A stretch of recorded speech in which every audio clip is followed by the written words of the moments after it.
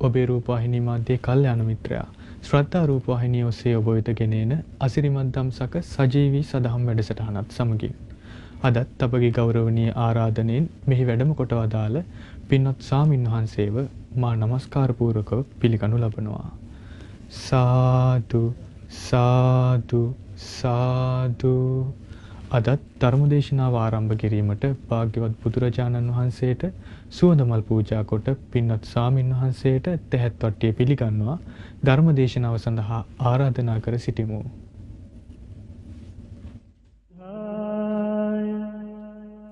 නමෝ බුද්ධාය නමෝ බුද්ධාය නමෝ බුද්ධාය නමෝ බුද්ධාය නමෝ බුද්ධාය නමෝ බුද්ධාය නමෝ බුද්ධාය නමෝ බුද්ධාය නමෝ. පින්වත් ස්වාමීන් වහන්සේ භාග්‍යවත් බුදුරජාණන් වහන්සේ විසින් දේශනා කොට වදාළ ඒ උතුම් වූ මිහිරි ශ්‍රී සද්ධර්මය දේශනා කරන සේක්වා. සාදු සාදු සාදු.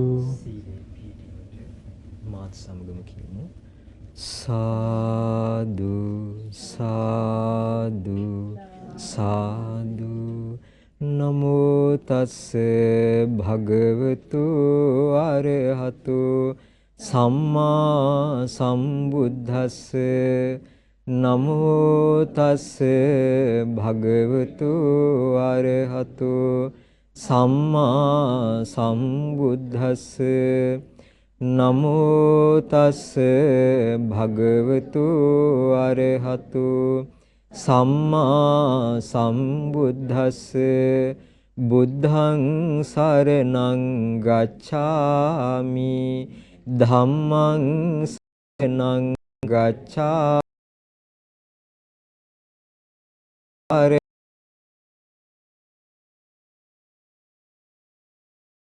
බුද්ධං ගච්ඡාමි ဒ ුතියම්පි ධම්මං සරණං ගච්ඡාමි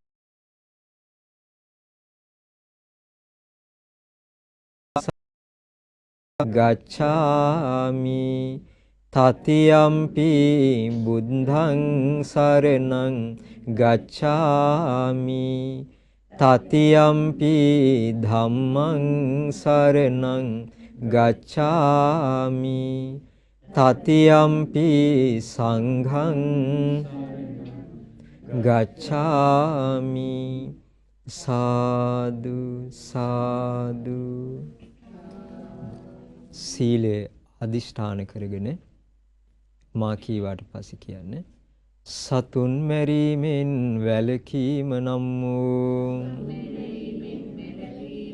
සිල්පදය සමාදන් වෙමි. සොරකම් කිරීමෙන් වැළකීම නම් වූ සිල්පදය සමාදන් වෙමි. වැරදි කාම සේවනයෙන් වැළකීම නම් වූ සිල්පදය සමාදන් වෙමි. බොරු කීමෙන් වැළකීම නම් වූ සිල්පදය සමාදන් වෙමි. මත්පැන් හා මද්ද්‍රව්‍ය භාවිතයෙන් වැළකීම නම් වූ සිල්පදය සමාදන් වෙමි. උතුම් තිසරණ සහිත වූ මා සමාදන් වූ මෙම සීලය මේ ජීවිතයේ යහපත පිණිසද පරලොව සුගතිය පිණිසද උතුම් ධර්මාවබෝධය පිණිසද හේතු වේවා වාසනාව වේවා සාදු සාදු මාත් සමගම කියමු නමස්කාර වේවා බුදුරුවනට සෑමදා බුදු හිමි සරණ යමි නමස්කාර වේවා ධම්රුවනට සෑමදා සදහම් සරණ යමි නමස්කාර වේවා සංඝරුවනට සෑමදා මහා සංඝ සරණ යමි නමස්කාර වේවා තුනුරුවනට සෑමදා තිසරණ සරණ යමි සාදු සාදු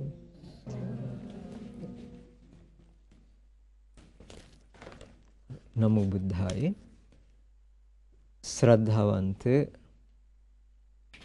පින්වතුනි අද මේ හැමදෙනා මේ ස්ථානයට ඒක රාසි වුණේ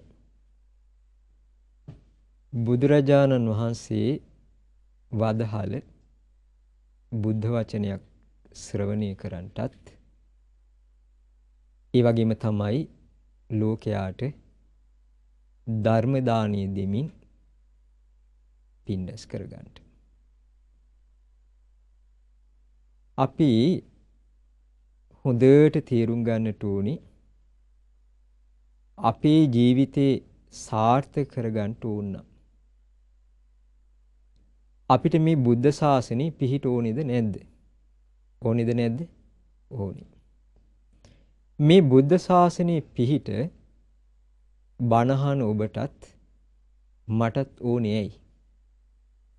ඔබටත් මටත් ඕනි මේ බුද්ධ ශාසනයේ පිහිට අපේ හිත පිරිහුණොත් අපි කොච්චර කාලය ඇඳලා ලස්සනට හිටියත් අපිට ඒක සාපයක් වෙනවා. අපේ හිත පිරිහිලා නම්. ඒ හේතුවෙන් එයාට දුගතියන්ට වෙයිද නැද්ද? වෙනවා. යම් කෙනෙක් මේ බුද්ධ ශාසනය පිහිට කරගෙන තමන්ගේ හිත හොඳට ආරක්ෂා කරගත්තොත් මොකද වෙන්නේ? එයා පිරිහෙන්නේ නැහැ. සුගතියන්. එහෙනම් මේ රැකවරණේ ආරක්ෂාව හදාගන්න තියෙන්නේ තමන්ගේ ජීවිතේ නම් තමන්ගේ ජීවිතේ ඒ විදිහට ආරක්ෂා කරගන්න අපිට යමකින් පිහිට ඕනේ. ඒ මොකක්ද? පිහිට අපි සලසගන්නේ මොකෙන්ද? බුද්ධ ශාසනය. මොකෙන්ද? බුද්ධ ශාසනය. ඒ කියන්නේ ශාස්ත්‍රුන් වහන්සේ දේශනා කළ ධර්මයත් ඒ ධර්මයට අනුරූපව හැසිරෙන සංගරුවනත් මුල් කරගෙනයි අපිට පිහිට හදාගන්න තියෙන්නේ. දැන් ওই පොඩි ළමයි ඒ වගේම තමයි අපි කවුරුත් මොනවා හරි දෙයක් අපේ ජීවිතේ ඉගෙන ගත්තා නම් කවුරු ඇසුරු කරන්ද ඉගෙන ගත්තේ? ගුරුවරයෙක් හිටියද නැද්ද? හිටියද නැද්ද? හිටියා. එතකොට පාසල් යන්න කලින් ගුරුවරයා කවුද අපිට? අම්මයි තාත්තයි. ඒ අම්මට තාත්තට ගුරුවරු හිටියේ නැද්ද? ඔය අම්මගේ තාත්තගේ දෙමව්පියෝ හිටියද නැද්ද? හිටියා. අපි එතකොට ඒ ඇසුර මුල් කරගෙන නේද අපේ ජීවිතය හදාගත්තේ. හවුද නැද්ද? ඔව්.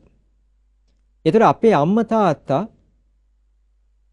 හොඳ මේ අපි කියමුකෝ ඒ ආభాසයක් හොඳට ලැබිලා තිබුණ නැත්තම් නිරන්තරයෙන්ම කලබලයටපත් වෙනවා නම් ඒ වගේම තමයි අපි හිතමුකෝ පිළිවෙලකට ජීවත් වීමේ රටාව දන්නේ නැත්තම් ඒක දරුවන්ට බලපාන්න බැරිද? පුළුවන්ද බැරිද? පුළුවන්. ඔයාලා බාන්න කොටුවේ බස් හෝල් ටිකට යන්න බලන්න. එතන නැද්ද සමහර යාචකාරකාදී අය? ඉන්නවද නැද්ද? එතන සමහර අය නැද්ද දුවා දරුවෝ හදාගෙන ඉන්නේ?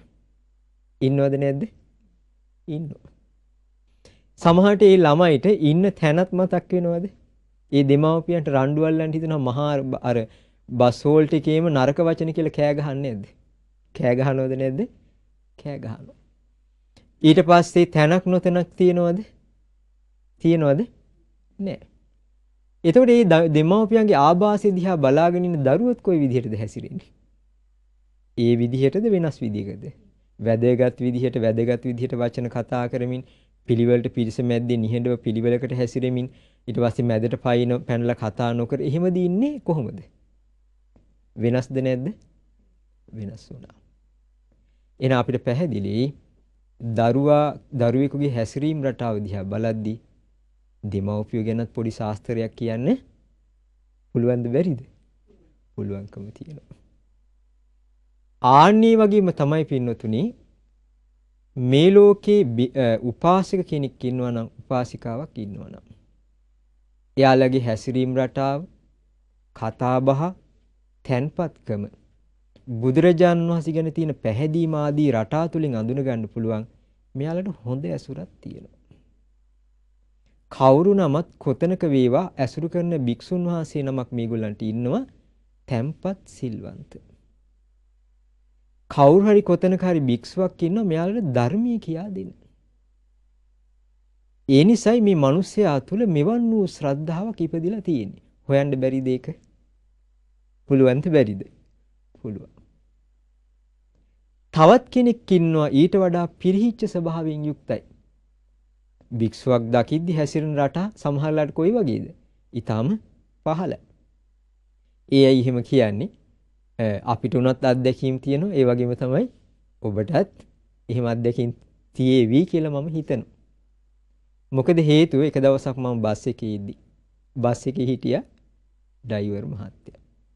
සමහර ඩ්‍රයිවර් මහත්තුරු ඉන්නවා සමහරලාට ස්වාමින් වහන්සේලා වැඩිහාම දැන් කොන්දොස්තර මහත්තුරුත් ඉන්නවා එහෙම.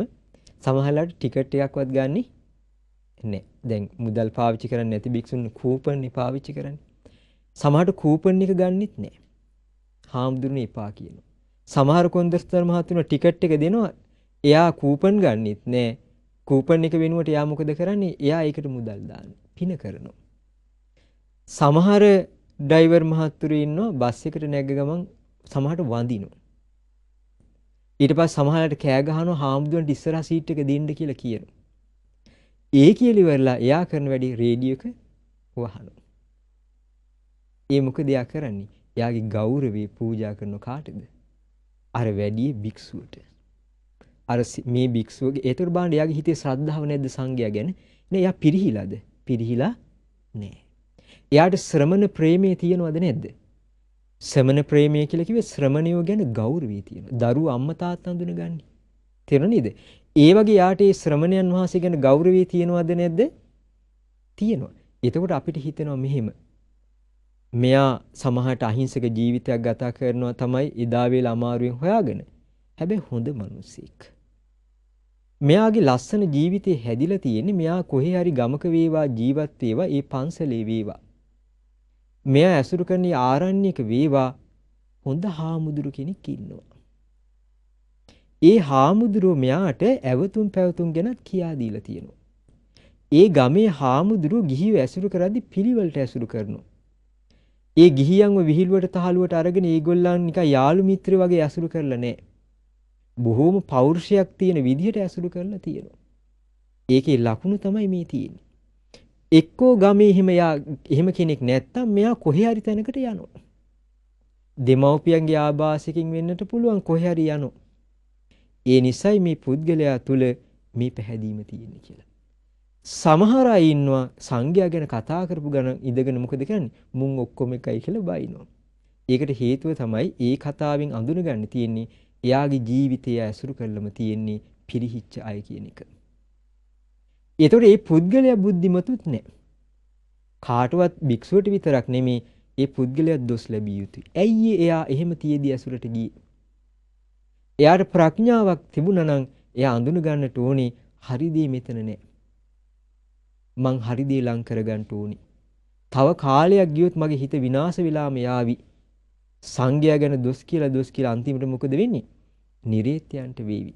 එහෙනම් ඔබ හොඳට කල්පනා කරලා බලන්න.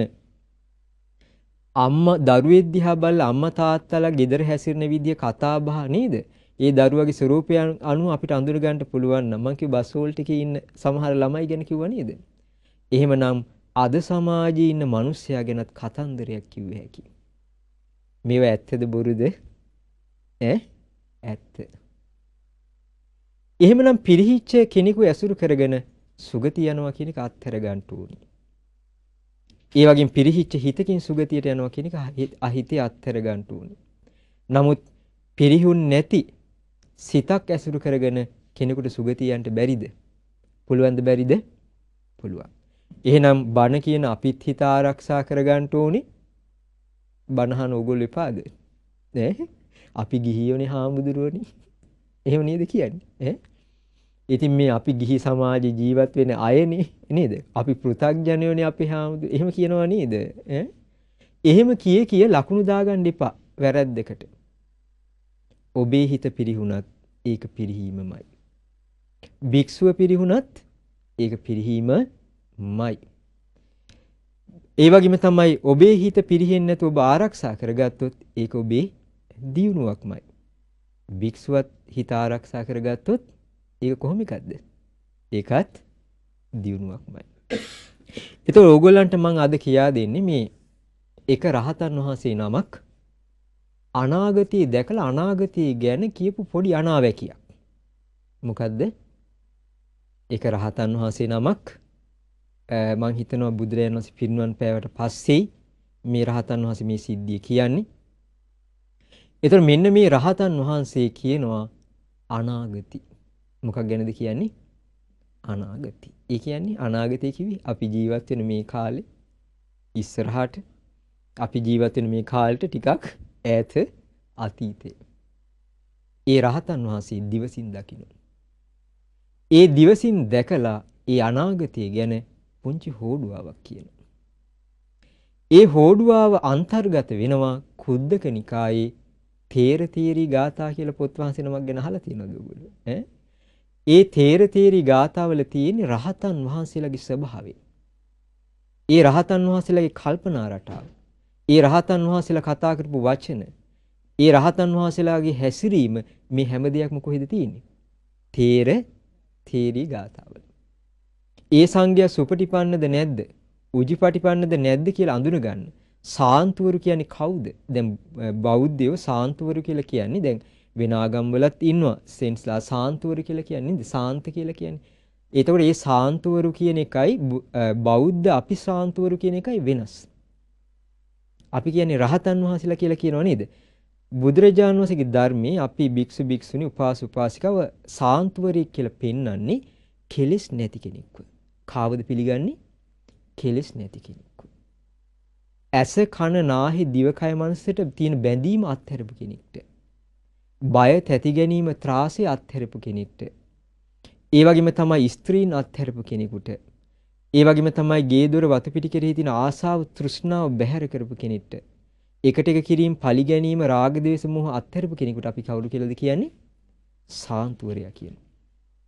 බුදුරජාණන් වහන්සේගේ ධර්මයේ හිත නිවුණු, තැම්පත් වුණු, ලෝකෙට නොබෙදී නිදහස් වෙච්ච මුනිවරයාටයි කවුද කියන්නේ? සාන්තුවරයා, කෙලෙස් නැති කෙනා කියන්නේ. අනිත් ආගම්වලත් කියනවා. ඒක සමහර වෙලාවල් වලට බොහොම ඒකත් ඒ සමහරට කරුණාවෙන් මෛත්‍රී මිනිසුන්ට දන් දීලා තියෙනවා, උදව් කරලා තියෙනවා, මිනිස්සු වෙනුවෙන් කැප වෙලා තියෙනවා. එතකොට ඒ වගේ අය කලින් කටළු ලෝකේ ඉන්නවා. ඒකත් නරකක් නෙවෙයි. හොඳ කෙනෙක්. නමුත් ඒකෙන් කියන්නේ සාන්තුවරයෙක් කියලා. ඒ ගුණත් සමග පිහිටිය යුතු එකක් තියෙනවා. මොකද්ද? මේ සිත මේ ලෝකෙන් නිදහස් විය යුතුයි. ලෝකෙට නොඇලී. ආන් ඒ කෙනාට කවුරු කියලාද කියන්නේ? සාන්තුවරයා කියලා. එතකොට මේ කියන්නේත් එක රහතන් වහන්සේ නමක්. රහතන් වහන්සේ කියලා කියන්නේ සියලු කෙලෙස් වලින් නිදහස් වෙච්ච උත්තමී. එතකොට මේ කාරණේ මුල් කරගෙන පින්නොතින් මම ඕගොල්ලන්ට කියන්න මහන්සි ගන්නේ තමන්ගේ ජීවිතය ආරක්ෂා කරගෙන සුගතියක උපදින්න ඕන නම් බුද්ධ ශාසනය හරියට අඳුර ගන්න ඕනේ. මොකක්ද අඳුර ගන්න ඕනි? බුද්ධ ශාසනය. බුද්ධ ශාසනය කියලා අඳුර ගන්න පුළුවන්ද හොඳ ලොකු ගොඩනැගිල්ලකින්? පුළුවන්ද? තාපවලි පුළුවන්ද? එතන ධාතු කරඬුවක් තියෙනවා කියලා පුළුවන්ද? බෑ. හාමුදුරු හොඳට හිස මුඩු කරලා සෙරෙප්පු දෙක දාන්නේ. ඊට පස්සේ හොඳට දෙවුරු පෙරව කියලා පුළුවන් ද අඳුරගන්න? එහෙම බෑ. එහෙනම් දේවදත්තත් හිටියද නැද්ද? හිටියා. එහෙනම් අපි තේරුම් ගන්න ඕනේ ඒ කියන්නේ ගිහි ඔබත් පැවිදි අපත් හැම කෙනෙක්ම මේ ජීවිතයේ අර්ථය මොකක්ද කියලා. වටිනාකම මොකක්ද කියලා. අන්නේ වටිනාකමෙන් තමයි අපි ප්‍රයෝජන ගන්න තියෙන්නේ. තේරුණා නේද කියා දීපක? හොඳයි. එතකොට මේ රහතන් වහන්සේගේ නම තමයි පාරාසරීය රහතන් වහන්සේ. කවුද? පාරාසරීය රහතන් වහන්සේ. ඒ රහතන් වහන්සේ ගාථා කීපයක් කියනවා. මෙන්න මේ ගාථාවල තමයි අනාවැකිය තියෙන අනාගතිය ගැන. එතකොට කොහොමද කියන්නේ? ඒ රහතන් වහන්සේ හිටපු පරිසරය ගැන චූටි විස්තරයක් කියනවා. කොහොමද? මහා වනයේ වනමල් පිපිලා තිබුණා. එහෙනම් ඒ රහතන් වහන්සේ හිටපු කැලේ කොහොමද? ගස්වල හොඳට මල් හැදිලා තිබුණා. හොඳ කාලයක්. මැයි මාසේ වගේ වෙන්න ඇති නේද? සමාහිත සිත් ඇති භික්ෂුවක් එහි හිටියේ. ඒ කැලේ කවුද හිටියේ? හිත තැම්පත් වෙච්ච කෙනෙක්. ඇවිස්සිලි නැති. කෙලෙස් රෝග නැති. සාන්තුවරයෙක් වාසය කළා. ඒ කියන්නේ කවුද? රහතන් වහන්සේ නමක්. විවේකීව භාවනාවෙන් ඉන්න කොටයි මේ සිටිවිලි එයාට ඇති වුණේ. ඒ රහතන් වහන්සේමයි මේක කියන්නේ. වෙන කවුරුත් නෙමෙයි කියන්නේ. කවුද කියන්නේ? ඒ රහතන් වහන්සේ කියනවා ඒ විවේකීව භාවනාවේ කැලී ඉද්දි තමයි කියනවා මේ සිටිවිලි ඒ රහතන් වහන්සේ හදවතේ ඇති වුණේ කියනවා. ඒ ටික තමයි මේ තියෙන්නේ. ඒ රහතන් වහන්සේ හරි ලස්සන කතාවක් කියනවා. ලෝකනාථ පුරුෂෝත්තම සමිඳුන් ජීවමාන වැඩ සිටිද්දි භික්ෂූන්ගේ පැවැත්ම මීට වෙනස්. මොකක්ද මේ රහතන් වහන්සේ කියන්නේ එහෙනම්? එහෙනම් මේ රහතන් වහන්සේ වැඩ ඉද්දි බුදුරජාණන් වහන්සේ වැඩ ඉඳලාද? පිරිනොම් පාලා. ඒකනේ රහතන් වහන්සේ කියන්නේ කොහොමද කියන්නේ? ලෝකනාථ පුරුෂෝත්තම සමිඳුන් ජීවමාන වැඩ සිටිද්දි භික්ෂූන්ගේ පැවැත්ම මීට වෙනස්.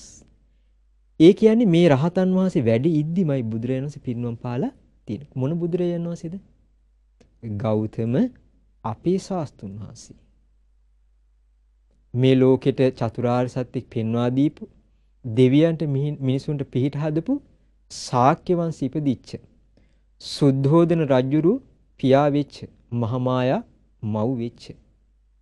ඒ වගේම තමයි වයස 29න් ගිහි ගෙදර අත්හැරලා 35 දී වයස 35 දී සම්මා සම්බුද්ධත්වයට පත්වෙච්ච බුදුරජාණන් වහන්සේ පිරිනුවම් පාදි මේ රහතන් වහන්සේ පාරසරි රහතන් වහන්සේ වැඩි ඉඳලා තියෙනවා. ඒකනේ කියන්නේ. මොනවද කියන්නේ? කියනවා මේ ලෝකනාථ පුරුෂෝත්තම සමිඳුන් ජීවමාන වැඩ සිටිද්දී භික්ෂූන්ගේ පැවැත්ම මීට වෙනස්. එහෙ දැන් භික්ෂූන්ගේ පැවැත්ම ඊට වඩා වෙනස් කිව්වා. ඊ කාල පරිච්ඡේදයෙන් මොකද වෙලා තියෙන්නේ? යම් යම් ලකුණු පහළ වෙලා තියෙනවා.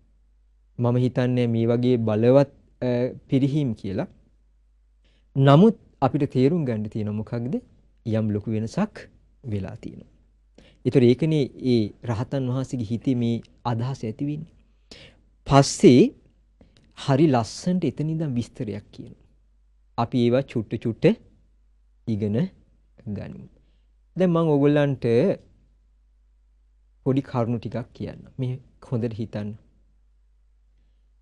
ඒ තමයි බුදුරජාණන් වහන්සේ එක තැනක කියා දෙනවා යම් පුතෙක් පැවිදි වෙන්න කැමති නම් එයා කවුරු වගේ වෙන්න කියලාද දේශනා කරන්නේ. ඒක අංගුත්තර නිකායේ කියන සාරිපුත්ත මහරහතන් වහන්සේ ඉලක්ක දෙන්න. එහෙම නැත්නම් මුගලන් මහරහතන් වහන්සේ ඉලක්ක දෙන්න කියලා නේ කියන්නේ. ඒ කියන්නේ අම්මා තාත්තට කියනවා දැන් දරුවෙක් ගෙදර ඉන්න එයා මහාන වෙන්න ආසයි. පුතෙක්. එතකොට ආඹ මහාන වුණොත් බලාගත්ත හැකි. මම බොනවා වහ. පුළුවන් නම් ඵලයන් මහාන වෙන්න.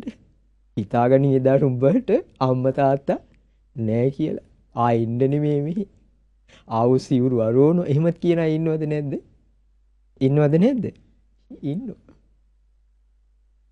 ඒ කියන්නේ බුදු පිළිමයට වැඳගෙනමයි කියන්නේ. එහෙම නැද්ද? එහෙම තියෙනවා. මේ කියන්නේ හොඳ සද්ධාවන්ත පවුලක විස්තරයක් කියන්නේ නේද? ඒතර මේ අම්මා තාත්තට මේ පුතා කියනවා නම් මහාන වෙන්න ඕනි කියලා. ඒ අම්මට තාත්තට කියන මේ පුතාට මෙහෙම කියන්නේ. පුතේ ඔයා සාසනයට ආසයි වගේ. පුතා මහාන වෙන්න කැමති නම් පුතේ ඔයා සාරිපුත්ත මහරහතන් වහන්සේ ගැන හොඳට කියවන්න. සාරිපුත්ත මහරහතන් වහන්සේගේ ජීවිතය ගැන හොයන්න. සාරිපුත්ත මහරහතන් වහන්සේගේ තේරගාථා කියන්න කියලා කියන්නේ අද කාලේ නේද? කියනවා බුදුරජාණන් සාරිපුත්ත මහරහතන් වහන්සේ වගේ වෙන්න කියන්නේ. ධර්මසේනාධිපති. එහෙම නැත්නම් මුගලන් මහරහතන් වහන්සේ වගේ වෙන්න කියනවා. දැන් ඔන්න පුතාට අම්මා තාත්තා අවවාද කරන විදිය ලං කරගෙන.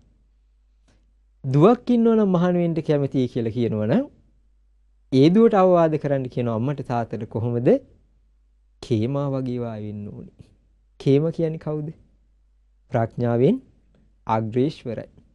එක ගාථාවෙන් රහත් වෙන්නේ නේ අර වේළුවනාරාමේ මතක ඇතිනේ නේද? බිම්බිසාර රජුරන්ගේ බිසව. වේළුවනාරාමෙට ගියේ නැහැ. රජුරුවන් උපක්‍රමයකින් යවන්නේ කොහොමද? ලස්සන සින්දු හදලා වේළුවනාරාමේ ගැන කියවෙන සින්දු කිව්වා. ඊට පස්සේ මිනිස්සුන්ට කිව්වා නිකන් හරි බිසවුන්නාසේ ආවොත් වේළුවනාරාමෙට එහෙම් මෙහෙම් මාරු වෙලා ඉන්න දෙන්න බෑ. බුදුරයන් වහන්සේ මුණ ගැහෙන්නම ඕනේ. ඔහොමනේ කළේ. පස්සේ මෙයාට ආස හිතෙනවනේ යන්නේ. මෙයා රූපෙට නිඳා කරනවා කියලා නේ යන්නේ නැත්තේ. පස්සේ යනවනේ. ගියාට පස්සේ හිමින් සැරේ වටින් එන්න හදනවා. එද්දි රාජ පුරුෂය මොකද කියන්නේ? බිසවුන්නාස රාජකාරිය තමයි දේවකාරියට වඩා උතුම් කිව්වා. බිම්බිසාර රාජෝත්තමයන් වහන්සේ අපිට අනකොරලා තියෙන කිව්වා. බිසවුන්නාසේ උනත් කරන්න දෙයක් නෑ කිව්වා. බුදුරජාන් වහන්සේ මුණ ගැහෙන්නේ නැතුව නම් බෑ කිව්වා. හම්බල එහෙමද කියලා ඉවරලා හරි මං එහෙදි බලා ගන්නම්කෝ කියලා මොකද කරේ? දැන් ඉන්න බෑනේ ගියා. ආන්නේ වෙලෙනි බුදුරජාන් වහන්සේ අර ලස්සන රූපයක් මාන්නේ මෙයාට වඩා. ඒ රූපෙටනේ මෙයාගේ හිත ගියේ. ඇයි මෙයා රූපේ ගැනනේ හිතන්නේ? පස්සේ තින් රූපේ ඇත්ත පෙන්නුවා. මොනවද පෙන්නුවේ? ඊට පස්සේ ටික ටික මෙයා වයසට ගියා. අර 이르දීන් මවපු රූපේ 40 වුණා, 50 වුණා, 60 වුණා, 70 වුණා, 80 වුණා, 90 වුණා. දතුත් නෑ දැන් ඇදගෙන වැටුණා. කුණු කෙල පෙරාගෙන වකුටු වෙලා කෘෂ වෙලා ගියා. මෙයාට ලොකු කලකිරීමක් ආවා. එතකොට තමයි රූපේ මානිය අත්තරින්නේ. මේක චූටි කාලයක් තියෙන රූපයක් නේ. ඊට පස්සේ බුදුරජාණන් වහන්සේ ලස්සන ගාතාවක් කිව්වා. ගාතාව ඔලුවට ගත්තා. හිතන්න පුළුවන්කම තිබුණා. එතනදි රාගය අත්තරින්නේ. එතනදි ද්වේෂය අත්තරින්නේ. එතනදි මෝහය අත්තරින්නේ. එතකොට හැබැයි ගිහි ඇඳුමින් ඉන්නේ. බාණ්ඩ ගුණේ කියන්නේ එතනදිම ඕනනම් ඔක්කොම අත්හැරලා යන්න තිබුණනේ එහෙම කළේ නෑ. ආව මාලිගාවට. ඇවිල්ලා මාලිගාවට ඇවිල්ලා දැන් මාලිගාවට ආපු විදිහෙම බිම්බිසාර රජුරවන්ට ලකුණු තියෙනවා. ඒ කියන්නේ වෙනදා බිස වෙන විදිහයිනේ. hina වෙලා මාලිගාව දෙක කරගෙනනේ ඉන්නේ කෑ ගහගෙන. එහෙම නෙමෙයි. වෙනදා එන විදිහයි දැන් එන විදිහයි වෙනස්. සාන්තයි නිවුණු ගතියක් තියෙනවා. බොහොම තැම්පත් ඉරියව් තියෙනවා. පස්සේ රජ්ජුරුව නිකන් අර කෙලින් අහන්න බෑනේ නේ. නිකන් වහින් වරෝ වගේ ඇහුවා. විසවුන් වහන්සේ බුදුරජාණන් වහන්සේව දැකගත්තද ඇහුවා. ඒතර කේමා කියනවා මහරජතුමනි ඔබ බුදුරජාණන් වහන්සේ දැකගත්තේ චුට්ටයි කිව්වා. මම සම්පූර්ණයෙන් දැකගත්තා කිව්වා. ඒ කිව්වේ මොකද්ද? රහත් කියන එක කිව්වා. ආ එහෙමද කිව්වා. රාජතුමනි මට පැවිදි වෙන්න අවසර දෙන්න ඕනේ කිව්වා. හා කිව්වා. පස්සේනේ මහා ගරු සරුව ඇතුව ඒ භික්ෂුණී ආරාමයට වඩම්මල පැවිදි වෙනවනේ. ඒතකොට ඒ වගේ වෙන්න කියනවා. එහෙම නැත්නම් වෙන්න කියන කවුද? උප්පලවන්න. 이르දීන් අග්‍රයි. ඒ ඔක්කොම විස්තර කියන්නේ බෑ. ඒ විස්තරිත් හරි ලස්සන එකක්. ඊටාම බල සම්පන්න රහත් තෙරණියක්. මාරයාටත් අභියෝග කරනවනේ මම මේ මාරයා ඇවිල්ලා කියනවනේ මේ මොකද මේ හුදකලාවේ මේ කැලේ මෙහෙම කියලා කතන්දර කියන් එනවනේ. කියනවා මාරය උඹට බෑ කියන මගේ තැති ගැනීමක් උපද්දවන්න. උඹේ ඇහි බැම දෙක අතර මං ඇවිදිනවා වීර්යදී. උඹට හොයන්න බෑ කියන මම එහෙම ඇවිදිනවා කියලා. මාත් එක්ක හැප්පෙන්න දෙන්න එපා කියලා. ඕනෙක් කෙනෙක් එක්ක හැප්පෙන්න කියලා. කවුද කියන්නේ? බුදුරයන් වහන්සේ රහත් වුණාට පස්සේ බලන්නේ ඉන්නේ 이르දියේ මවන කරත්ත සුදු අස්වැ යොදපු අහසින් ඉන්නේ. ඇවිල්ලානේ බුදුරයන් වහන්සේට වැඳලා යන්නේ මේ රහත් වුණාට පස්සේ. ඒ තරම් අතිශයින්ම 이르දිමත්. බුදුරයන් වහන්සේ කියන දුවට කියන්නේ ඒ වගේ වෙන්න කියලා. ඔන්න ඉලක්කය. පස්සේ ගෙදර ඉඳලා එයා කැමති නෑ මහාන වෙන්න. එහෙමත් ඉන්නවනේ නේද? ධර්මයට කැමති, සංඝයාට කැමති. එයා කියනවා අම්මෝ මහාන වෙලා ඉන්න පුළුවන් වේද දන්නේ නෑනේ. මට නම් බයයි කියන. එහෙම කියන අය ඉන්නවද නැද්ද? ඒ පිනේ ඉන්න ඕනේ. පිනාවොත් ඒව ඉන්නේ ටස් ගාලා යනවා. එතකොට එහෙම පුතෙක් ඉන්නවනම් චිත්ත ගෘහපති, උග්ග ගෘහපති. ඒගොල්ලෝ අනාගාමීයයිනේ. අනේපිලිසිරිතුමාවත් වෙන්නේ කිව්වනේ. එයා සෝතාපන්නනේ. දුවක් ඉන්නවනම් කියන වේලුකණ්ඨකේ නන්ද මාතාව කුජුතරා වෙන්න කියන. ඒගොල්ලෝ තනාගාමී. විසාකා වෙන්නවත් කිව්වේ. අපිනේ විසාකා වෙන්න කියන්නේ නේද? එහෙම ඉලක්කය දුන්නේ. ඔන්න බලන්න දීපු ඉලක්කය. ඒතර අපිට පේන්න තියෙන දෙයක් තමයි බුදුරජාණන් වහන්සේ අර ධර්මය අවබෝධ කරපු. මේ මනුස්ස ලෝකයෙන් ශ්‍රේෂ්ඨත්වයට පත්වෙච්ච ඒ රහතන් වහන්සේලා තෙරණිවරු ගැන සමාදම් කරන්නේ. ගිහි අයව සමාදම් කරද්දිත් ගිහි ගෙදර ඉඳන් ඉලක්කයක් හදලා දෙද්දිත් අර ගිහි ගෙදර හිටපු හොඳම කට්ටිය ගැන සමාදම් කරවන්නේ. ආන් වැඩි. එහෙනම් අපිත් කරගන්න ඕනේ මොකද්ද? අපිත් අද කළ යුත්තේ මොකක්ද? අපිත් කරගන්න ඕනේ පුතේ. අර සුදු ඇඳලා ඉන්නේ උපාසක මහත්තයෙක් නේද? මෙන්න මේ එයා වගේ වෙන්න කියලා සමහරට කියන්නේ ඉඩ තියෙනවා. සමහර කෙනෙක් එහෙම ඇඳගෙන කරන්නේ මොන වගේ වැඩද? අතිශයින් භයානක වැඩ කරනවා. එහෙම නැද්ද? ඒ වගේ නෙමෙයි කියන්නේ. අපි කියන්න ඕනේ අර පරණ අතීතයේ ඉලක්කයමයි. දැන් එහෙමනම් අපිට පේනවා මේ බුද්ධ ශාසනයේ වටිනාකම තෝරගද්දි පින්නොත්නි මම හොඳ සිද්ධියක් දෙකක් ඔබට කියන්න. හොඳට තේරුම් ගන්න මේවා. අපේ කාල වේලාවත් එක්ක මම ඔබට කියා දෙන්න. මෙහෙම හිතන්න. ඔයාලා දන්නවද සමහර තැන්වල ඔයගොල්ලෝ ගිහිල්ලා තියෙනවද අනුරාධපුරේ? බාන්න අනුරාධපුරේ ගිහිල්ලා තියෙනවද? ගිහිල්ලා තියෙනවා. මේ ළමයි ගිහිල්ලා තියෙනවද? අනුරාධපුරේ හරි. පොළොන්නරු. හා. එතකොට ඔය ත්‍රිකුණාමලයේ පැත්තේ එහෙම ගිහිල්ලා තියෙනවද? හරි. එතකොට ඔයගොල්ලෝ මේ පැති වලට යද්දි ඔයගොල්ලන්ට පේනවද රුවන්වැලි සෑය එහෙම යද්දි සමහර තැන්වල තියෙනවා නිකන් පොඩි පස් කඳු ගැට. දැකලා තියෙනවද? දැකලා තියෙනවද? ඒව අතරින් කණුවක් දෙකක් එහෙම මෙහෙන් තියෙනව නේද? දැකලා තියෙනවද? ඒව දැන් ඒ පස් කන්දේ තනකොළ වැවිලා තියෙනවා. ඔයාලට ඒක දැක්කහම මොකද්ද හිතෙන්නේ? මෙතන මොකක් හරි පරණ වටින දෙයක් තිබිලා තියෙනවා. ඔයාලා ගියාම රුවන්වැලි සෑයේ තූපාරාම ඉස්සර කාලේ අබේගිරි දැක්කම කොහොමද තිබුණේ? කන්දක් වගේ නේ, නකල්ස් කඳු වැටිය වගේ නේද? අර සමනල කන්ද වගේ තිබිලා තියෙන්නේ. තනකොළ වැවිලා. එතකොට ඔය පුරාවිද්‍යාවේ මහත්තුරු මොකද කරන්නේ? මෙයාලා එනවා. මෙයාලා ඇවිල්ලා මොකද කරන්නේ? පොඩි උදුළු ගන්න, ලොකු උදුළු නෙමෙයි, චූටි උදුළු ගන්නවා. ඊට පස්සේ මොකද කරන්නේ? ඒගොල්ලෝ එතන වාඩි වෙලා අපිට හිතනවා අනේ කම්මැලිකමේද මන්ද මේ ඇත්තෝ නේද? හිමින් පස් චුට්ටක් ගන්න ඒක අරගෙන යනවා තැනකට දාන. එහෙම නේද කටයුතු කරන්නේ. හිමින් පස් අර රැඳිච්ච පස් අයින් කරනවා. අයින් කර මොකද කරන්නේ? පරණ චෛත්‍යයේ පේසාවල්ලු මතු කරගන්නවා. පරණ චෛත්‍යයේ ගර්භය මතු කරනවා. පස් ඔක්කොම ලස්සනට අයින් කරාම ගඩොල් කැට ටික ඕම් ලස්සනට එනවා. පරණ බදාම තට්ටු ඕම් මතු වෙනවා. එහෙම නැද්ද? වෙනවා. ඊට පස්සේ මළුවේ සීමාව හොයා ගන්නවා. ඊට පස්සේ එතන ඉඳන් ලස්සනට අත්තිවාරමයි ගානට කපනවා. පස්සේ පොළවේ පස් ටික අයින් කරද්දී ඔන්න බිමාතුරුපු ටයිල් කැට වගේ අර මේ ගඩොල් මේ මොනවද මේ පරණ අර මේ ගල් අතුරලා තියෙනවනේ. ඒව මතු වෙනවා.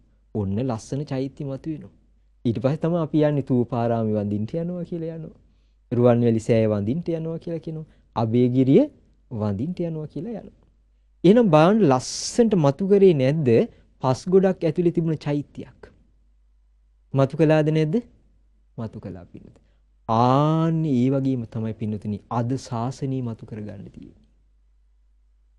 ආන්නේ වගේ තමයි මොකද්ද අපිට කරගන්න තියෙන්නේ? ශාසනය මතු කරගන්න තියෙන්නේ. බුද්ධ ශාසනය කියන එක හොඳට අඳුන ගන්න. ඇයි මම එහෙම කියන්නේ?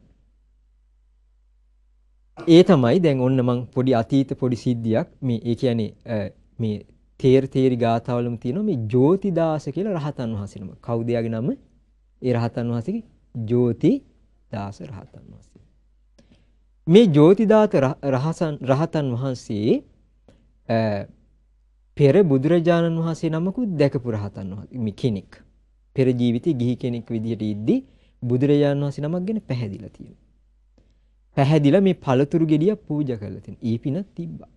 මනුස්ස ලෝකේ ඉන්න ධර්මයට යන්න පින තියෙන්න බෑ. එහෙම පිනක් කරන් තිබ්බා. ඔන්න මනුස්ස ලෝකේ ඉපදුනා. මනුස්ස ලෝකේ ඉපදුනාට පස්සේ මේ ගිහි ජෝතිදාස කියන අයට S2කට දකින්නේ කාවද දන්නවද? කවුද? කාශ්‍යප මහරහතන් වහන්සේ. කාවද දකින්නේ? බාණ්ඩ වාසනාවනේ. අධර්මයක් කියයිද? නෑ. දුස්සීලකමක් ගැන කියයිද? නෑ. හිත පැහැදුනා. මෙයා පැහැදිලි වෙලා මොකද කරන්නේ? මේ කාශ්‍යප මහරහතන් වහන්සේට උපස්ථාන කරනවා. දැන් රහතන් වහන්සේ බණ කියනවා. මෙයා පැහැදුනා තවත්. පස්සේ තමන්ගේ පැත්තේ මේ කාශ්‍යප මහරහතන් වහන්සේ වනාන්තරේනේ වැඩ හිටියේ. ලස්සන ආරණ්‍යයක් හදනවා. පූජා කරනවා. පූජා කරලි ඉවරලා පස්සේ කාලේ මෙතුමාට මහාන වෙන්න හිතෙනවා. මහාන වෙනවා. මහාන වෙලා ඉවර වෙලා මොකද වෙන්නේ? රහත් වෙනවා. හොඳට ත්‍රිපිටකය දැනගන්න මේ විනය පිටකේ හොඳට දැනගන්න. දැන් විනය දන්න හින්දා භික්ෂුන් වහන්සේලා වට කරගෙන ඉන්නවා. දැන් මහා පිරිසක් ඉන්නවා. එක දවසක් බුදුරජාණන් වහන්සේ මුණ ගැහෙන්න ඕනි කියලා වඩිනවා. වඩින ගමනේදී මේ පාරේ එන ගමන් එක්තරා හුදකලා තැනක ගහක් යට වාඩි වෙනවා. ගහ යට වාඩි වෙලා ඉන්නවා දැන් තමන්ගේ ගෝල බාල භික්ෂුන් එක්ක. දැන් මේ බුදුරජාණන් වහන්සේ හම්බෙන්න යන්නේ. දැන් බලන්න සත්පුරුෂ ඇසුරින් හින්දානේ රහත් උනේ. අද කාලේ නම් කියයි බුදු වෙන්නවා හිතන්න. එහෙමුන් නේද? සංසාරයෙන් අද නම් බෑ. ඔව්ව බොරු කතා. ඔප්පු කරහල්ලා. එහෙම කිව්වේ නෑ 99න් බේරුණා. අද කාශ්‍යප මහරහතන් වහන්සේ හිටියොත් මොකද කරන්නේ? ඔබ සමාදම් කරනවා යහපති. ගිහි කෙනෙක් වේවා. පැවිදි කෙනෙක් වේවා. පස්සේ දැන් මේ රහතන් වහන්සේ දැන් ජෝතිදාස රහතන් වහන්සේ වැඩි ඉද්දී හිටිය තාපස ගොල්ලෝ කට්ටිය. කවුද හිටියේ? ඒ තාපස ගොල්ලෝ සමහර වෙලාවට නූල් පොටක් නෑ. සමහර වෙලාවලට මේගොල්ලෝ කරන්නේ මේ මොන හරි කෑමක් දුන්න අතට දීපු දේ තමයි ලෙව කාලා කන්නේ. ගිනි මැල ටිකක් වටියට ගහලා මැදට වෙලා ඉන්නවා. මොනවද ඒ කරන්නේ? කෙලස් තවනවලු. මොනවද තවන්නේ? කියලා මේ ඇඟට දුක් දෙනවා. ඒවට මොනවද කියලාද කියන්නේ? දුෂ්කර ක්‍රියා කලේ බුදුරයන් වහන්සේ ඒ වගේ. දැන් මේක දැකලා ඉවර වෙලා දැන් මෙයාලා අර ගින්නට මැදට පයින්නවයි ඊට පස්සේ කටු ගොඩවල් උඩ ඉන්නවයි එකම සෙල්ලම. ඒතර ජෝතිදාස රහතන් වහන්සේ මෙයාලට ඇහෙන්න පොඩි වචනයක් කිව්වා. මොකද්ද කිව්වේ? මේගොල්ලන්ට තවන්න තියෙන වෙන එකක් තවන්නේ වෙන එකක් කිව්වා. මෙයාලට යකායව කාටද? තාපසවරුන්ට. යාළ හිතන්නේ යාළගේ කෑත්ත කියලානේ. මෙයාලට තරහ ගියා. තරහ ගිහලා ප්‍රධානියා කිව්වා මේ මුඩු ශ්‍රමණයා මොනවද කිව්වේ කියලා ඇහුවා. මොනවද කිව්වේ? කිව්වා මොකද්ද කිව්වේ? මේ තවන්න තියෙන වෙන එකක් තවන්නේ වෙන එකක් කියලා මොකද්ද කිව්වේ කියලා ඇහුවා. මොනවද එහෙනම් තවන්න තියෙන්නේ කියලා ඇහුවා. ඒතකොට අර ජෝතිදාස රහතන් වහන්සේ හරි ලස්සන කතාවක් කියනවා. මොකද්ද කියන්නේ? කියනවා ක්‍රෝධයයි කියනවා. මොනවද තවන්න තියෙන්නේ? ක්‍රෝධය. ඒ කිව්වේ තපස් කරලා ක්‍රෝධය නැති කරන්න කියනවා. ද්වේෂය නැති කරන්න කියනවා. හිතේ තියෙන එකට එක කිරිල්ල නැති කරන්න කියනවා. පලිගැනිල්ල නැති කරන්න කියනවා. ඉරිසියාව නැති කරන්න කියනවා. මානෙ නැති කරන්න කියනවා. අවිද්‍යාව නැති කරන්න කියනවා. හිතේ තියෙන තෘෂ්ණාව නැති කරන්න කියනවා. ඒකයි තැවිල්ල කියනවා. ඔබ මොනවද මේ කරන්න කිව්වා? ගින්නට මැද්දට පැනගෙන ඉවරලා. ඇඟ පුච්චන් එළියට පයින්නවා කිව්වා. හීතල වතුරේ බහැලා ගොඩට එනවා කිව්වා. ඊට පස්සේ ගස්වල අල කකා ඉන්නවා කිව්වා. මොකද්ද ඔය කරන වැඩේ කියලා ඇහුවා. තේරුණා. මහණුණා මේ කට්ටියත්. මේ කට්ටියත් මහණ වෙලා රහත් වුණා. අද හම්බුනොත් මොනවද කියනවා? චතුරාර්ය සත්‍ය. ගිහිල්ලා පෙන්නහල උඩින් අඟලක් පෙන්නපන්. කියයිද නැද්ද? කියනවනේ. එදා බලන්න බුද්ධ ශාසනය අන්න මතු කරගන්න මේ සිද්ධි වලින්. තේරුණා නේද කියා දීපේක. එහෙනම් හොඳට තේරුම් ගන්න පින්නතුනි එදා තිබුණේ ගුණයක්. ගිහියටත් තිබුණා පැවිද්දටත් තිබුණා. ඔන්න බාන්න මේ රහතන් වහන්සේ තව සිද්ධි ටිකක් කියනවා. ඔන්න කියනවා මේ ඒ කාලේ සිවුරු පරිහරණය කළේ ලද දෙයින් සතුට වෙන්න. ඒ කියන්නේ බුදුරජාණන් වහන්සේ වැඩි ඉද්දි. දැන් මේ බුදුරජාණන් පිරිනොම් පෑවට පස්සෙත් මේ රහතන් වහන්සේ උන්න වැඩ ඉන්නවා. ඒතර මෙයාගේ වයස 16 18 විතර මහාන වෙන්න ඇති. ඒ කාලේ බුදුරජාණන් වහන්සේ පිරිනොම් පාන්නට ඇති. දැන් වයස සමහරට 80ක් 90ක්ද දන්නේ කාලේ ගෙවිලා. ඒ කාලේ සිවුරු පරිහරණය කළේ ලද දෙයින් සතුට වෙන්න. ඒ සීතල සුළඟින් ආරක්ෂා වෙන්නත් ලැජ්ජාතෙන් වසා ගන්නටත් විතරයි කියන්නේ. ඇයි බුදුරජාණන් වහන්සේ දකින්නවනේ ඉස්සර වෙලෙන්දු ආවේ කොහොමද? අද කරත්ත එහෙම තිබුණාද? Super market තිබුණාද? ඒව මුකුත් නැහැ. මොනවද තිබුණේ? ඔළුවේ මලු තියාගෙන එනවනම් මිනිස්සු ඔළුවේ අර තියෙන්නේ මේ අර වට්ටි තියන් එනවා වගේ මලු බැඳගෙන එනවනම් ඔන්න වෙළඳ කණ්ඩායමක් කියලා අඳුර ගන්නවා මිනිස්සු. මේ ගමට කොහේ හරි ඉන්න වෙළෙන්ද වෙන. ඒ ඔළුවේ තියන් බර හිමනේ අරන් ආවේ. එක දවසක් බුදුරයන් වහන්සේ දකින්න ඈත කට්ටියක් එනවා. මේ වගේ සිවුරු පුරවගෙන ඔළුවේ පොට්ටනි තියාගෙන එනවා. ආනන්දිනේ අර කවුද අර වෙළඳ කණ්ඩායම කියලා හැපුවා. අනේ ස්වාමිනී භාග්‍යතුන් වහන්සේ වෙළඳ කණ්ඩායමක් නොවේ කිව්වා. කවුද කිව්වා? මේ අපේ භික්ෂුන් වහන්සේලා මේ සිවුරු පිළිකර එහෙම හම්බුනහම ඒ ආවාසෙ ඉඳන් පොට්ටනි ගහගෙන ඊළඟ ආවාසෙට වඩින ගමන කිව්වා. එහෙමද ආනන්දයෙන් කිව්වා. දැන් බුදුරජාණන් ඔය දැනගෙනම යහන්නේ ශික්ෂාපදේ පනවන. පස්සේනි බුදුරජාණන් වහන්සේ සීතල දවසක තද හීතලේ රෑ මේ තනිපුඩ සිවුරින් ඉන්නවා. සීතල දැනෙනවා. දෙවපට සිවුරත් පොරවගෙන ඉන්නවා. පහුවදා උදේ කියනවා මේ ඊ හරි හීතල දවසක් මං තනිපුඩ සිවුරින් හිටියේ හරි හීතල දැවුණා. ඊට පස්සේ දෙපට සිවුරත් පොරවගත්තා ඉන්න පුළුවන් වුණා කිව්වා. ඒ හින්දා අද ඉඳන් භික්ෂූන්ට දෙපට සිවුරයි තනිපුඩ සිවුරයි අඳිනේ 3 සිවුර කිව්වා. අද සිවුරු කීයක් තියෙනවද? ගිහි ගෙදර මිනිස්සයන්ට යම් තාක් ඇඳුම් ඇද්ද? අද සමහර වෙලාවට එහෙම ඉන්න අයත් ඉන්නවා. ඒකට බාන්නේ එදා ඉඳන් 3 සිවුර. ඒ සිවුර ගත්තේ මොකටද? ඒ සිවුර ගද්දි මෙන්න මෙහෙම හිතන්න කියනවා. ඔබ ඇඳුම ගද්දි කොහොමද කඩේ ගිහිල්ලා තෝරන්නේ? කලර් එක බලනවා පාට. නේ? ඔව්ද නේද? අවුවට කොහොමද ඇඟට නිකන් දැයිනවද හොඳට නේ? ඊට පස්සේ මේක ඇඳාම හැඩට පේනවද? එහෙම නේද බලන්නේ? ඔව්ද නේද? ඊට පස්සේ හොඳට ඒ කොච්චර ඇඳුම හොඳ වුණත් බ්‍රෑන්ඩ් එක බලනවා. කොයි කම්පැනි එක ටිකක් තියෙන්නත් එපැනේ. එක එක කම්පැනි තියෙනවනේ. එහෙමත් බලනවා. බලලා අරගෙන ඉවරලා එහෙම නෙමෙයි අඳින්නේ. ඒක අඳිද්දිත් නිකන් එක්තරා ස්ටයිල් එකකට අඳිනවා. කියන්නේ ෂර්ට් එක එක පැත්තකින් යට කරනවා, එක පැත්තකින් උඩට දාන. එහෙම නෙමෙයිද කරන්නේ? ඇත්තද බොරුද? කණ්ණාඩි ගාව කී පාරක් කැරකිලා දාවි. ඔව්ද නේද? අද වුණත් ඔබ බනහන්න ඉද්දි. සුදු ඇඳුම ඇඳා වුණාට නේ ඔය ඇඳුම ඇඳගෙන පවුඩර් ගහලා නේද? ඊට පස්සේ ඔය ඇඳුම ඇඳගෙන කණ්ණාඩි ගාව කොච්චර කැරකිලා කොණ්ඩේ හදාගෙන දාවේ. ඇත්තද නැද්ද? ඇත්ත පින්නතු. ඒතර ගිහි කෙනා ලස්සන වෙන්න කැමති. ඒක වරදක් නොවේ ගිහි ජීවිතේනේ. එතකොට පැවිද්දා හිම නෙවෙයි. පැවිද්දාර 3 සිවුර ගැන හිතන්නේ කොහොමද? සීතෙන් වැළකෙන්න. ඒක තමයි ඇඳුමේ මූලිකාර්ථය. රස්නින් බේරෙන්න. ඊට පස්සේ මැස්සු මදුරු ඉන්නවනේ කද්දි ඒ සත්තුන්ගෙන් බේරෙන්න. ශරීරයේ මනාවකට වසාගෙන දැන් දෙවුර පුරවන්නේ ඒකනේ ගමින් එළියට යද්දි භික්ෂුවක් හොඳට මේ බෙල්ලත් එක්ක මෙය වෙන්න හොඳට දෙවුර පුරවන්න ඕනේ. එතකොට දැන් ගිහි ගෙදර වාසය කරන කෙනා මොකද කරන්නේ? ඊට වඩා වෙනස් විදියට පිරිමි අය වේවා කාන්තාය වේවා අඳිනවා නේද? නමුත් භික්ෂුව කියන කෙනා හොඳට සිවුරෙන් තමන්ගේ ශරීරය වහගන්න කියනවා. ඒ වහගෙන එළියට යන්න කියනවා. ඒතකොට ලැජ්ජා ඇති තැන් වසා ගැනීමත් කියන මේ ආර්ථය පිණිසයි කියනවා. ඊට පස්සේ සිවුර ගැන හිතන්න කියනවා මෙන්න මේ අර්ථයටයි මේ ඇඳුම තියෙන්නේ. ඒකෙන්ද යාට උවමනා උන්නේ ලස්සන. සිවුරේ පාට වර්ණ නෙමෙයි. ඒකයිනේ දැන් මගධ ශේෂ්ත්‍ර කියන්නේ කුඹුරියායනේ. දැකලා අහනවා ආනන්දින් දැක්කද මේ මගධ ශේෂ්ත්‍ර? එහෙමයි ස්වාමී. සිවුරු හදන්න ඕනේ ওই විදිහට කිව්වා. දැන් ඒකනේ සිවුරු කෑලි කපලා මූට්ටු කරලා හදන්නේ. දැන් මෙහෙම ඇඳුමක් ගිහි කෙනෙකුට හම්බුනොත් ඕකෙන් කලිසමස් සර්ට් එකක් මහගනීද මේ වගේ එකකින්? ඇයි ඒ කැමති වෙන්නේ නැති? අපෝ මේක හැමතැනම මහලනේ කියනවා. ඒතර හොරුන්ගෙනුත් බේරුණා.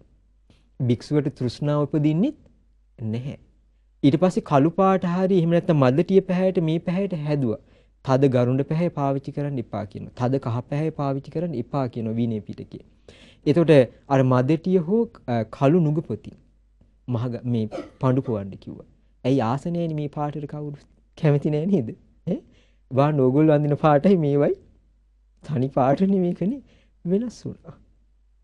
එතකොට මේ භික්ෂුව සිවුරු පරිහරණය කළේ අරාර්ථය නිසා ගිහියෙක් වගේ සිවුරට ආස කළේ නෑ. බාණ්ඩුකේ ජීවිතයේ ඇතුලේ තියෙන ගුණේ ලස්සනට වැඩෙන විදිය. එහෙනම් බාණ්ඩ එදා බුද්ධ ශාසනයයි අදයි මොකද උනේ? වෙනස් වුණා. ඊට පස්සේ කියන ඉස්සර ප්‍රණීත ආහාරයක් ලැබුණත් කටුක දෙයක් ලැබුණත් ටිකක් ලැබුණත් ගොඩක් ලැබුණත් ඒවට ගිජු වුණේ නෑ. ඒවට බැඳුනේ නෑ. දන් වැළඳුවේ ජීවිතේ පවත්වා ගන්නට විතරයි කියන්නේ. දැන් අද හරි තර්කනේ. මොනවද තර්ක? එළෝලු මස් වළඳනවා ඒවනේ කතා කරන්නේ. වාද විවාද ගොඩක්නේ. වයින් කරලා යවන මිනිසුනේ කුලප්පු වෙලා කෑ ගහන්නේ. ඒක නෙමෙයි අර්ථය උනේ. මොකක්ද පැහැදිලිම අර්ථය උනේ? ලැබුණ දේ මොනවා වේවා. එයා ගන්න ඕනේ මේක කක්ක වෙනවා කියලා හිතලා. ඇත්තද නැද්ද? හපල ගත්තට පස්සේ කෑම ටික ඊට පස්සේ වමනයක් බවට පත් වෙනවා නේද? මේ ආහාර ගන්න ලස්සන වෙන්න නෙමෙයි, හැඩ වෙන්න නෙමෙයි. හිතන්න ඔබ ජිම් එකට යන නම් විටමින් වර්ග කොච්චර ගන්නවද ඇඟ ගන්නට හදාගන්න. බර තියාගන්න, එක්සර්සයිස් කොච්චර කරනවද නේ?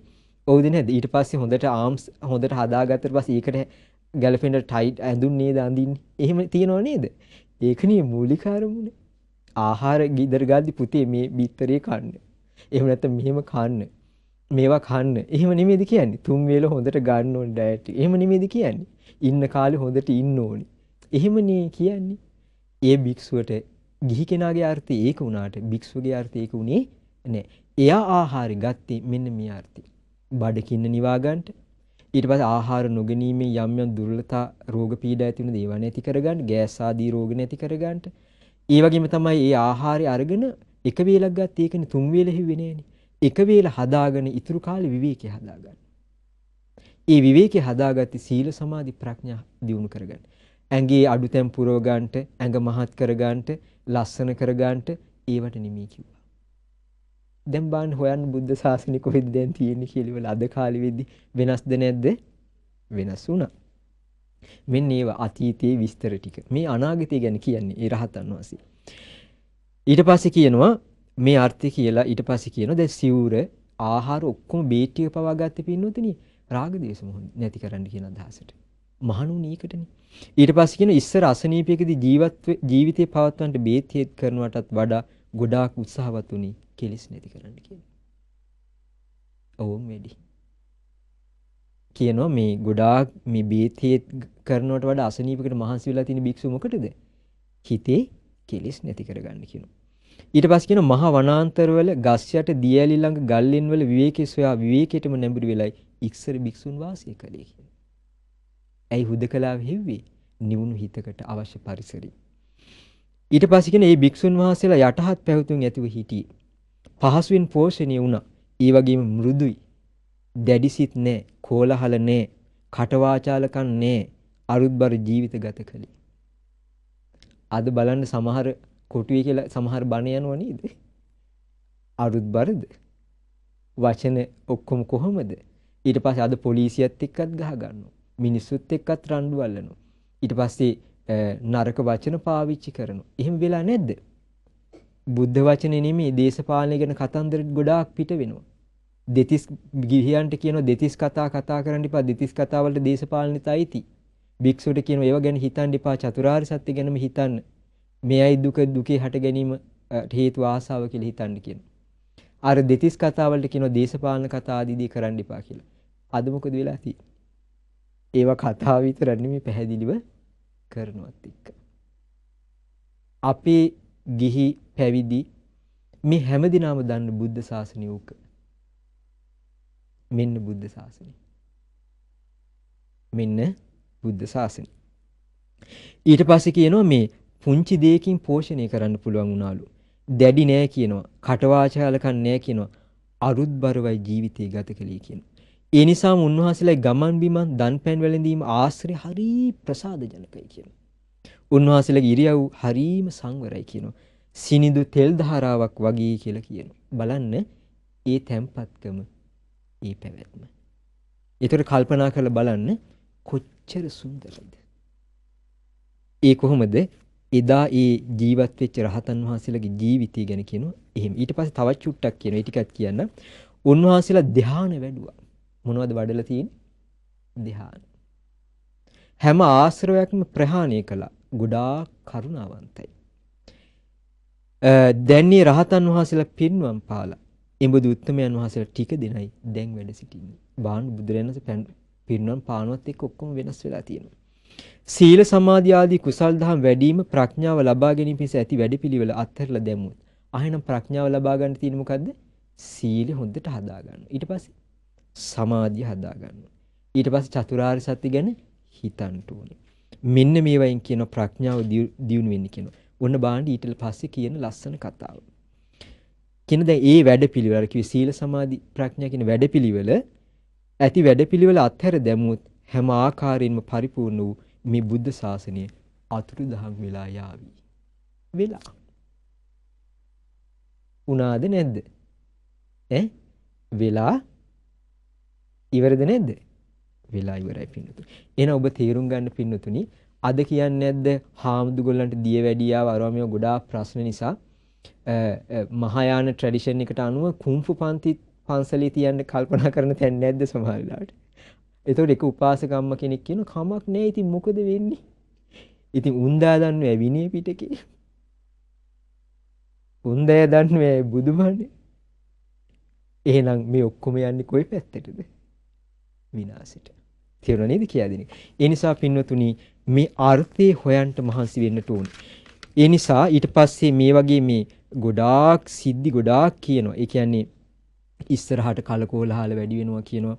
ගිහියෝ කියන්නේ හරියට මේ අර යුද්ධයකදී අණක් ලැබුවාම යුද්ධෙට එකපාර සෙනඟ කඩාගෙන යනවා වගේ කාමී පස්සෙම යන්න පටන් ගන්නවා කියනවා. කෙලස් වැඩි වෙච්ච කාලෙක මිනිස්සෙක් ධර්ම හොයාගෙන ගියොත් දහම් දැනුමක් විතරයි කියලා කියනවා. ඊට එහා දෙයක් ලැබෙන්නේ නැහැ කියලා කියනවා. ඊට පස්සේ මිනිස්සුන්ට හොඳට බඩකට පිරෙන්න දානි වළඳලා ඊට පස්සේ මේ පැත්තට මේ පැත්තට හැරි හැරි නිදා ගන්නවා මිස සීල සමාධි ප්‍රඥා වැඩිවීමක් නෙමෙයි තියෙන්නේ කියලා කියනවා. ඊට පස්සේ මිනිස්සුන්ගේ මොන හරි ගාරගන්න මොකද කියන්නේ? ඔබතුමාට වයස 65ක් කිව්වට නිකන් පේන්නේ එහෙම කියලා. 45 වගේ කියනවා. ඊතර මේ මැතිණිය මැතිතුමා කියලා හින්න වර්ණාවක් කියන බණ සමහර වෙලාවට නෑ. ඒ මොකද වෙන්නේ? චාටු කතා වලින් ඔන්න මොකද වෙන්නේ? මිනිස්සයා වර්ණනා කරනවා. ඒකට හවු වෙච්ච ගිහියවත් ධර්මයට ගන්න බෑ. ඒකට හිතන්නේ ඉරිසියාවට කියන කතාව. කාවත් පහත් කරන්න නෙමෙයි මේවා කියන්නේ. ඒතර මේ එදා ඒ රහතන් වහන්සේ දුටු අනාගතේ මේ කියන්නේ. ඊට පස්සේ කියනවා මේ වෙදකනුත් පටන් ගන්නවා කියනවා. මෙහෙම විස්තරයක් ගොඩාක් කියනවා. ඊට පස්සේ කියනවා ඉතින් එහෙම වුණාම සංඝයාට අයිති වෙන්නේ නැහැ කියනවා මේ පිළිස. හැබැයි සංඝයාගේ දේටයි කලකෝලහර කරන්න කියනවා. ඉස්සරහට උම වෙනවා කියනවා. ඒ නිසා කියනවා ශ්‍රද්ධාදී ඉන්ද්‍රියන් හොඳට දියුණු කරගන්න කියනවා. ජීවිතේ ප්‍රවේශම් කරගන්න කියනවා. පින්වතුනි ඒකෙන් අපි තේරුම් ගත යුතුයි අපේ ජීවිතේ යොමු විය යුතු අර්ථය හොඳට තේරුම් ගන්න. මේ මම තව පුංචි කාරණයක් දෙකක් ඔබට කියන්න ගොඩාක් කරුණු කියන්න හිතන් හිටියත් කාලේ ඉවර වීගෙන යනවා. ඒ තමයි සාරිපුත්ත මහරහතන් වහන්සේ රජගහනුවර පිණ්ඩපාතේ වැඩලා දානි ලබාගෙන මේ අගුපිලක වාඩි වෙලා දානි වළඳනවා. සුචිමුඛී කියලා එනවා මේ ආජීවිකාවක්. සුචි කියන්නේ ඉදි කටුවනේ නේද? එහෙනම් කටස් හැර ඇති මුඛ කියන්නේ කටටනේ. ඒ කියන්නේ අනිත් අයට හිත රිදෙන වචන කියනවා ඇති. දැක්ක සාරිපුත්තයන් වහන්සේ දානි වළඳන ආවා. ඒතර අහන ওই ශ්‍රමණයන් වහන්සේ උඩ බලන්ද දානි වළඳන්නේ කියලා ඇහුවා. නැගණී මං උඩ බලන්නේ නෙමෙයි වළඳන්නේ කිව්වා. එහෙනම් බිම් බලන්නේද ඇහුවා. බිම් බලනුත් නෙමෙයි කිව්වා. එහෙනම් දිසා බලාගෙනද උතුරු නැගෙනහිර බටහිර කියලා ඒ දිසා බලාගෙනද නෑ කිව්වා. එහෙනම් අනු දිසා බලාගෙනද ඒත් නෑ කිව්වා. මං එහෙම කිසි දිසාවක් බලාගෙන නෙමෙයි දානි වළඳන්නේ කිව්වා. ඒතර මේ සුචිමුඛී මම උඩ බලන් දානි වළඳනවා කියන්නේ මොකද්ද? හා කියන්නේ කිව්වා. නැකත් කේන්දර ආදී දේ කරලා ඉවර වෙලා අම්මා තාත්තා ගේ දොර ඔක්කොම අත්හැරලා පැවිදි වුණානේ කියන්නේ. පැවිදි වෙන්නේ කෙලෙස් නැති කරන්නනේ. ඒ ආපු ගමනේදී මිල මුදල් මිනිස්සුන්ගේ ජනතාවගේ හිත දිනා ගන්න හිතාගෙන අර නැකත් කේන්දර ජෝතිසාදී දේත් එක ජීවත් වෙනවා කිව්වා. ඒකෙන් හම්බ කර. ඒතකොට ඒක භික්ෂුවට අදාළ නෑ කිව්වා. ඒක අදාළ නෑ කියලා කිව්වා. ඒක මොකද්ද කිව්වේ? ඒක පිරිසිදු ජීවිතයට අදාළ නෑ කිව්වා. ඒ වගේම තමයි ඊට පස්සේ කියා දෙනවා යට බලන් වළඳනවා කියලා කියන්නේ මොකද්ද? වාස්තු විද්‍යාව තියෙන. දැන් ගීදරක ඉන්න කෙනෙක් වාස්තු විද්‍යාව පාවිච්චි කරනවා. ඒක යම් ශක්තිමත් විදිහට යමක් ගොඩනගන්න ඒක වැදගත් වෙනවා. කියන්නේ භික්ෂුව ඒකට අවවාද කරන්න යන්නේ එපා කියනවා. ඒකෙන් හරි හම්බ කරනවා නම් එතකොට යට බලන් වළඳනවා කිව්ව ඒක කිව්වා. දිසා බලන් වළඳනවා කියලා කියන්නේ ඔය තව අපි කියමුකෝ ඉස්සර කාලේ මිනිස්සුන්ට තිබුණේ අද වගේ නෙමෙයි මිනිස්සෙට කියනවා අර අසවල් ගමට ගිහලා මේ පණිවිඩය කියලා එන්න කීයක් හරි දෙනවා. පණිවිඩ ආදීදී ගෙනියන්නේ භික්ෂු ගිහියන්ගේ. ඊළඟ එක තමයි අනුදිසා කියලා කියන්නේ හස්ත රේඛා ශාස්ත්‍රයේ ආදීදී ජීවත් වුනේ කිව්වා. අද ඔබ වුණත් හොයන්නේ කවුද හොඳම හාමුදුරු කවුද ඕවා කරන්නේ. එහෙමනේ වෙන්න පුළුවන් නේද? ඒතකොට මම ඒ කාටවත් දොස් කියන්න නෙමෙයි කියන්නේ. අද එහෙම ගොඩ නැගුණා. ඊට පස්සේ ඒ දේත් එක්ක ගිහි ජීවිතේ වගේ දෙයක් ගොඩ නැගෙන්න ඉඩ කඩක් තියෙනවා. එහෙනම් මේ හැම දෙයක් එක්කම අපි කුමක් කළ යුතුයිද? අපේ ජීවිතේ අපි හොඳට දැනගන්න ඕනේ සාසනය මොකක්ද කියලා. ඒ නිසා මේකෙදි තේරුම් ගන්න ඕන ආරණ්‍ය වේවා පන්සල් වේවා පිළිවෙලකට ජීවිතය ගත කරන පිරිස ඉන්නවා. එහෙනම් මේ කතාවෙන් ඔබ එක දෙයක් තේරුම් ගන්න මොකක්ද? බුද්ධ ශාසනය කියලා කියන්නේ සීලයමයි. බුද්ධ ශාසනය කියන්නේ සමාධිය වැඩිවීමමයි. බුද්ධ ශාසනය කියන්නේ කෙලෙස් නැති කිරීමමයි. ඒ සඳහා ප්‍රඥාව වැඩි වීම. මෙන්න මේක තමයි මූලිකාර්ථය. අන්නේ ජීවිතේ ගුණවන්තයි බලවත්. ඒ නිසා ගිහියෙක් වේවා පැවිද්දෙක් වේවා තෙරුවන් සරණේ හරියට පිහිටලා අර්ථය හොඳට ගත්තොත් පින්වතුනි ඒ ජීවිතේ අතිශයින් බලවත් වෙනවා. මෙන්න මේ කතාව කියලා මේ දේශනාව අවසන් කරනවා. ඒ තමයි මේක ගිහියෙක් සම්බන්ධ. බුද්ධ ශාසනය හරි දී ගන්න කියන්නේ ඒකයි. වෙලෙන්දෙක් හිටිය වෙලඳාමි ගියා. කැලේ පාරෙන් එනවා. කරත්ති බඩු තියාගෙන. එද්දි මොකද වුනේ? කරත්ති කැඩුනා. මොකද්ද කැඩුනේ? කරත්ති අලවංගුව කියලා එකක් තියෙන්නේ. අන්න අලවංගුව කැඩුනා. දැන් ඉන්න බෑ. මෙයා කැලේ ඉඳගෙන කල්පනා කරනවා දැන් මොකද කරන්නේ? කැලේට එනවා මිනිස්සෙක් ලොකු පොරෝකුයි පොඩි පොරෝකුයි අතේ තියාගෙන. දර කපන්න මොන හරි එකකට වෙන්නට ඇති. එද්දි මේ අර මිනිස්සයා දකින්න අර වෙලෙන්දව. ළඟට ගියාම මොකද්ද ප්‍රශ්නේ කිව්වම අලවංගුව කැඩිලා කියනවා. පස්සේ මෙයා අර මිනිස්සයා කල්ප හොඳ ගතිගුණ තියෙන මිනිස්සයා. හැබැයි එයා බුදු දහමවත් තිරුවන් සරණේ පිහිටපු කෙනෙක් නෙමෙයි අර කැලේට ආපු අර මිනිස්සයා. අපි සාමාන්‍ය කෙනෙක් හොඳ මිනිස්සු කියන්නේ අන්න එහෙම කෙනෙක්. පස්සේ මොකද කරේ? මෙයාට කල්පනා වෙනවා මේ මිනිස්සු ඔහොම යන්න ගියොත් කැලේ අලි ඉන්නවා, සත්තු ඉන්නවා, මැරෙනවා. ලොකු ප්‍රශ්නයකට මේ මිනිස්සයා මුහුණ දෙනවා. පස්සේ හොඳ වේලි චත්තක් කපලා අර අලවංගුවක් හදලා කරත්තෙට කොහොම හරි ගෙනියන්න පුළුවන් විදිහට හදලා දෙනවා. මෙයා කරන උදව් ඕක. ටික කාලයක් ගිහිලා අර එහෙම උදව් කරපු මිනිස්සයා අර කැලේදී මැරෙනවා. ඒතර අර වෙලෙන්ද දැන් ගමට ඇවිල්ලා ජීවත් වෙනවා. දැන් ඇඩ්‍රස් අරව මේව නෑනේ. ඉතින් අර වෙලෙන්ද ඊට පස්සේ එතනින් ඇයි හොඳයි ඔක්කොම ඉවරයි. අර දෙවියෙක් වෙනවා අර මිනිස්සයා බූමාට දෙවියෙක් වෙනවා. පොළොවේ ඇසුරු කරගත්තේ. මෙයා බලන මං ඇයි මෙහෙට ආවේ? බලද්දි අර වෙලෙන්ද. ඊට පස්සේ මොකද කරන්නේ? වෙලෙන්දයි ගේ ඉස්සරහා පෙනී ඉන්නවා. සමහරට ඇඟකට ඇවිල්ලා පෙනී හිටියද කියන්නේ අපි දන්නේ නෑ. නැත්තම් සමහරට ලොකු අඳුරු වෙලාවක නිකන් එලියක් එක්ක එන්න ඇති. කවුද කියලා අහුවාම කියනවා ඔබ තමයි මගේ කරත්ති කැඩිච්ච වෙලාවේ ඔබ තමයි මට මම තමයි ඔබට මේ අර අලවංගුව හදලා දුන්නේ ඔබේ කරත්ති කැඩිච්ච වෙලාවේ. ඒ පිනට මෙහි ආවේ කියලා. පස්සේ අර වෙලෙන්ද ගිහලා බුදුරජාණන් වහන්සේට ওই විස්තරය කියනවා. එහෙනම් අපිට පැහැදිලි සාමාන්‍ය මිනිස්සෙකුට වඩා පින්වතුනි එහෙනම් මේ වෙලෙන්දා එදා තිරුවන් සරණේ පිහිටපු කෙනෙක්. බුදුරජාණන් ධර්මයේ සංඝයා සරණ ගිය සිල් රැකපු මිනිසෙක්. අන්නේ ගුණී බලවත් නිසා එයාට කරපු උදව්ව අරක හේතු වුණා කාට මොකද අර කැලේට ආපු මිනිසයට දෙවියෙක් වෙන්න. පින්වතුනි භික්ෂුවක් වේවා. ඒ වගේම ගිහියෙක් වේවා. අර කඳු ගොඩක් වගේ තියෙන පස්කන්ධ අයින් කරලා නටුබුන් වෙච්ච චෛත්‍ය ලස්සනට මතු කරගන්නවා වගේ. බුද්ධ ශාසනය හොඳට අඳුනගෙන සීලය සමාධිය ප්‍රඥාව අඳුනගත්තොත් ඒ ජීවිතේ මහා ගුණවන්තයි. භික්ෂුවගෙත් පැවිද්දගෙත් ගිහියගෙත්. අන්නේ ජීවිතේ සුගතිය කරාම යනවා. ඒ නිසා පින්වතුනි අද කාලේ නටබුන් වෙච්ච දෙයක් අර මතු කරලා ගන්නවා වගේ පිරිසිදු බුද්ධ ශාසනය හොයාගන්න නම් ගොඩනැගිලි වලින් හොයන්න බෑ. බුද්ධ දේශනා හොඳට කියවලා එදා අතීතය අඳුනගෙන තමන්ගේ ජීවිතය ආරක්ෂා කරගන්න. එහෙමනම් අද ඔබ සෑම සිළු දෙනාම සීලේ පිහිටියා, බුදුරජාණන් වහන්සේට මල් පූජා කළා, ඒ වගේම ලෝකයාට ධර්ම දානය ලබා දුන්නා. විශේෂයෙන්ම අද දින අසිරිමත් ධම්සක ධර්ම දේශනය සඳහා දායකත්වයේ දරන්නේ නම්බර 122 ඒ මා පුටුගල පෝරුව දණ්ඩ සුමුදු නිවසේ පදිංචි ඒකේ දමින්ද දිල්රුක්ස මහත්මයා ඇතුළු පවුලේ සියලු දෙනා.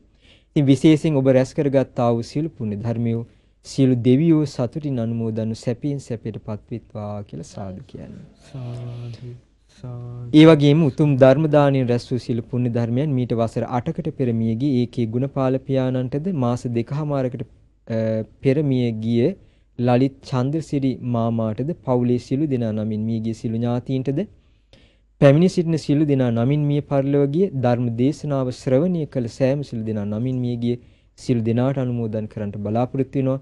මේ මිය පරලොව ගිය සියලු ඥාතීන්ට මේ පින් අනුමෝදන් වේ හැම දිනාගේ පරලොව ජීවිත සැපවත් වෙත්වා කියලා සාදු කියනවා. ඒ වගේම මේ උතුම් ධර්ම දාණයෙන් රැස් වූ සියලු පුණ්‍ය ධර්මයන් දායකත්වයේ දරන ඒකේ දමින් දිල්රුක්ස මහත්මයාට යූ.ඒ. කුසුමලතා මෑණියන්ටද රහල් කවිසංක දුමීර සාලුක තේනුජ රන්දීර යන දරුවන්ටද පවුලේ සියලු දෙනාටද ධර්ම දේශනාවට උපකාර කළ සෑම සියලු දෙනාටද ධර්මයේ ශ්‍රවණය කළ සෑම සියලු දෙනාටද අනුමෝදන්ව මේ සෑම සියලු දෙනාම කායිකවත් මානසිකවත් සුවපත් වේවා. නිදුකින් සුවසේ ධර්ම මාර්ගය දියුණු කරගන්නට සුගතිය උපත පිණිසත් මේ පින් මේ හැම දිනාට හේතු වාසනා වේවා කියලා සාදු කියනවා. ඒ වගේම පින්වත් ලොකු ස්වාමින් වහන්සේ ලෝවාසි සංගරුවන අනගාരിക මෑණිවරු පැවිදි අපේක්ෂක දරුවන්ටත් මේ පින් අනුමෝදන්ව නිදුකින් සුවසේ තමන්ගේ ධර්ම මාර්ගය දියුණු කරගන්න මේ පින් හේතු වාසනා වේවා කියලා සාදු කියනවා.